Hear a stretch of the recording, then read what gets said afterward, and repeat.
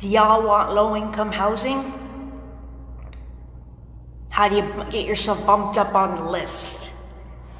Low-income housing goes to people with disabilities, right? Pretending to people with mental illness is how it works to get yourself bumped up on the list.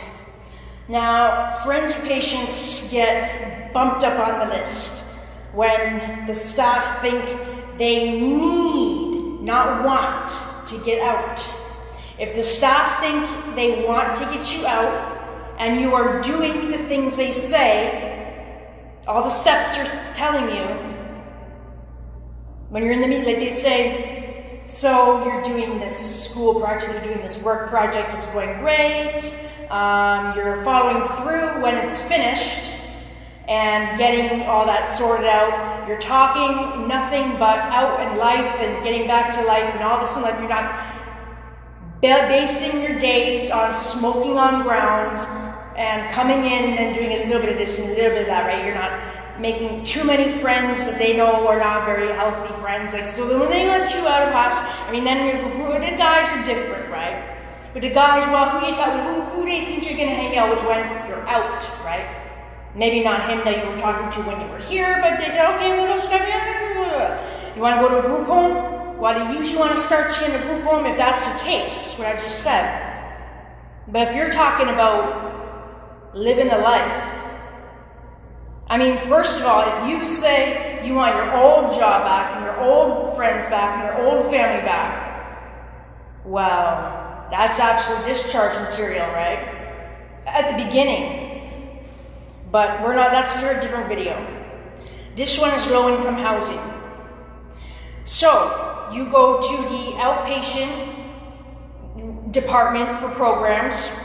You've completed the outpatient program, the what's it called, discharge planning group. You passed discharge planning group the same way you passed substance abuse group, if that was the case too, you had to do.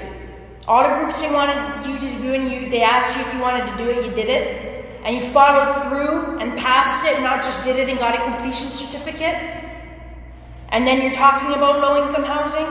They see what you clean up and what you don't clean up. Can you clean up your own shower? If you can't clean up your own shower, how are you going to clean up the shower in an apartment?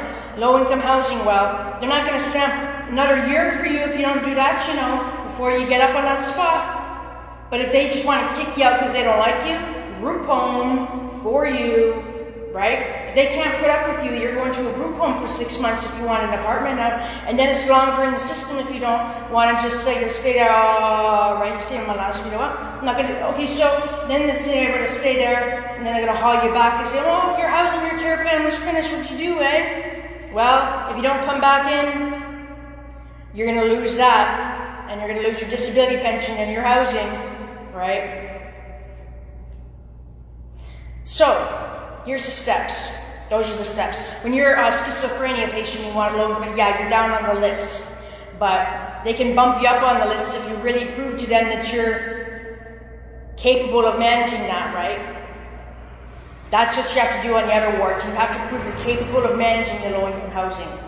On forensics, you have to do everything perfect to what they said you had to do and complete. Not just complete the course, but pass the course and use everything in the course of discharge, everything. And then there's going to be beds available in chunks. In low income, usually has them in chunks. And guess who's getting one of those places if you did all that? You. And it happens once or twice a year that there's a chunk of beds available in the low income housing district, right? And if you can't complain about where that is that they're sending you. They're gonna want to put you where they want to put you, and you have to agree to it. If you want to switch that, you're not getting an absolute discharge. Unless you want to say, I'm getting a job now with my schooling I did, and I'm going off disability. I don't like the area I'm in. I'm going to stay in another year and pay for my own bills and apartment rent. You can keep that low-income housing without ODSP, right? It's hard to get low-income housing. You have to take what they have and keep it, because you're never getting that again. All right, peace out.